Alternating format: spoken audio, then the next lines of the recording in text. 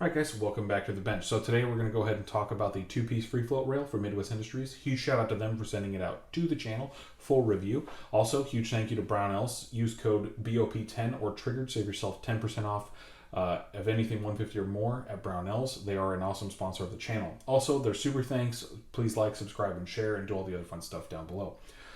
The two-piece free float rail is an awesome alternative to a lot of the other rails out on the market. Specifically, Daniel Defense Delta rail, I believe is what it's called. There's a picture of it right here. And then there is also the Centurion Arms rail, both of which are about $100 more, 50 to $100 more than this rail. This rail is actually a very, very good rail. I absolutely love the Midwest Industries two-piece. I'm happy that they went with M-LOK instead of Picatinny, just because I think it just makes the rail a whole lot lighter. There are a couple cons. We'll go over that here in a little bit. This is made out of 6061 T6 aluminum. It does have M-LOK slots here. It has 5 total QD slots, which I think they just could have omitted the front 2 altogether and pushed the M-LOK out a little bit. Again, we'll go over the cons here in a moment because I'm a little bitter about it. It does require you to take off your Delta ring off of your GI standard barrel nut, and it does require you to take off the little aluminum shroud that allows your handguard to go in there. Now, I did take off this unholy ugly looking oval handguard from here, and I decided to go with this rail. Now, why did I decide to go with this rail? First of all, this is cheaper than the Centurion Arms. I mean, just go ahead and say this. When I was going to buy this rail, this is about $100 cheaper than the Centurion Arms rail. The Centurion Arms rail is about $300. I think $280-ish. That's pretty expensive, especially considering that Centurion Arms will charge you for shipping, whereas Brownells does not charge you for shipping. This is currently on back order at Brownells, but you can order it through Midwest site directly. As I said, they were the ones who sent this out to the channel for review. But yeah, it's awesome. I do like this rail. Now, let's go into the cons, because here's 2 things I have a problem with. One, we're going to go over to this side, and we're going to talk about it. They honestly should have just omitted these right here and just made, what was I going to say? Oh yeah, they should have just made this M-LOK. I think they should have pushed the M-LOK all the way out here, so that way you can have your sight pushed up closer to the rail, especially if you're going to run like an offset like this. I think it was kind of dumb to not do that. And then second of all, why would you put, I think it's good to have anti-rotation QD back here. I really do. But if you really wanted it that far forward, you should have been able to make that decision to do it yourself instead of kind of be forced into that decision. I think the QD socket down here isn't necessarily as bad, but I never run QD down there. So that could be omitted 110%. I don't know who does run QD down there, but that's up to you. I personally wouldn't do it. That's just me. You still get to retain your good old bayonet lug. I don't know if you can use it. I don't own a bayonet, nor do I care to. But yes, running suppressed is pretty awesome. The 11.5 suppressed is a very cool way to do this.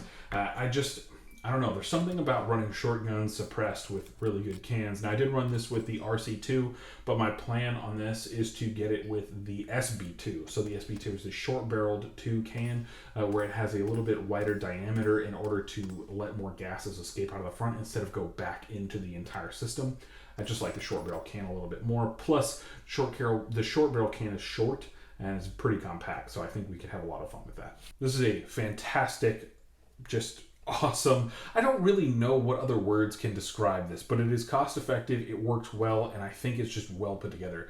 Midwest Industries always takes the time to kind of deburr everything, and I love just how on all of their rails they always have these little cut-ins right here where just, you can tell they kind of take that time to put in that attention to detail.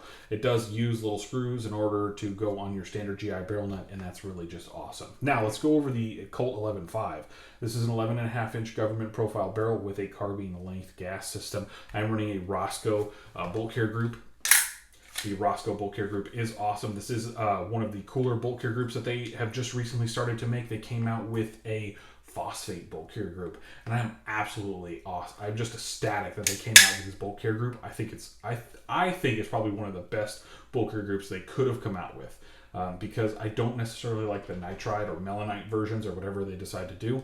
And then I did go ahead and go with the PRI Ambi Gas Buster charging handle. I think this is probably one of the best gas busting charging handles in the industry, especially for left-handed people. It does have this little thing where it will allow gas to kind of vent out to the person on the left-hand side, but this is an Ambi charging handle. It does work, and I don't notice myself breathing in a ton of gas from here, more from the port, which is exactly why we should be going with a larger diameter free gas flow can. Now, one of the other things I did want to talk about was the optic. I do plan on getting a different optic. I'm not going to run the Aimpoint Pro on this. It is a big optic, but I do think it looks kind of cool, so who knows? We might be doing that in the future. But I think as of right now, we might be looking at the EOTech, the green reticle version, the EXPS2 with the green reticle. I might be looking at the, what's it called? The Vortex UH1 Gen 2. I really like that one. I think that one's a really good one.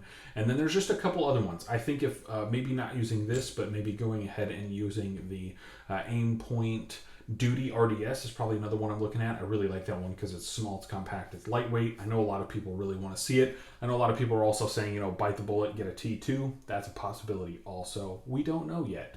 And then going ahead and going into my lower receiver here. Now, this is nothing special, but I do plan on changing up the trigger at some point. We'll talk about that also. Maybe we can vote on that later down the line. But go ahead. Geissele Super Duty 556 lower receiver. I mean, there's nothing special about this, but this is a really good lower receiver. I'm running the ACT ALG trigger. Forward Control Designs Ambi Safety, which is probably one of the best ones, B5 grip. If this was an SBR, B5 stock. Geissele Buffer Tube. Forward Control Designs Castle Nut BCM M plate that I've staked about 20 times because it still works and I like it. And then we have Geissele H1 Super 42. I might upgrade this to an H2, especially on a gun this short. And then Forward Control Designs Takedown and Pivot Pins. Forward Control Designs magazine release with Ambi magazine release on the other side, dimpled, and then the Sequence Precision one here. I can't remember what this is called. Oh yeah, the bolt release. I don't know why. Sometimes I forget these things.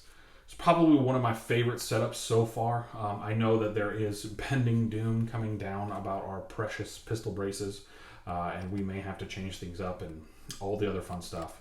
I don't know what I'm going to do yet. I don't know how I'm going to react to a whole bunch of things, but I will say I've never been one to kind of bend to the government ever in my life. It's just not something that I do, especially when I work for them. So who knows what will happen to this channel in the future. I will say I think that it is our fundamental constitutional rights to be able to own whatever the hell we want to own and operate it however the hell we want to operate it, and the government needs to stay out of our business. That's just how I feel about things. But yeah, we will continue to use guns in a safe manner via YouTube. So there we go. I think probably one of the best things about this is I think that this solves a problem some people have. It's very difficult sometimes for people to want to go ahead and swap out their rail and change the barrel nut and do all sorts of other things, where you can go ahead and cut off your delta ring, cut off that delta ring spring, and then take off that weird little clip thing that they put in there for the delta ring, and then you can just kind of take this and cut out the front sight thing that holds in the front part of the handguard. I don't know what you would call that, but you could take that out also. It makes it a lot easier than having to take off your muzzle device, having to break the stakes on here and do all the other fun stuff, and then having to take off your gas system and just kind of go through everything. This makes it so much easier. And I will state, it is a lot easier. I like this rail. I think this rail solves a lot of those problems that a lot of people are having out there. And that's really all I had to say. I mean, I think that this solves it. You know, we do have the cons of the M-LOK not going all the way forward and not having M-LOK in the middle here. I think M-LOK would have been just way smarter right here. You know, just right there. I think M-LOK just would have been a better choice than the circles. I really do. I know I'm going to harp on it, but I just think that that's what would have been good. Hopefully you guys go ahead and go to the communities tab and vote for optics choices, and then we'll kind of see how this gun reacts in the future. We'll put it through its paces and do all the fun stuff, because this Colt is awesome.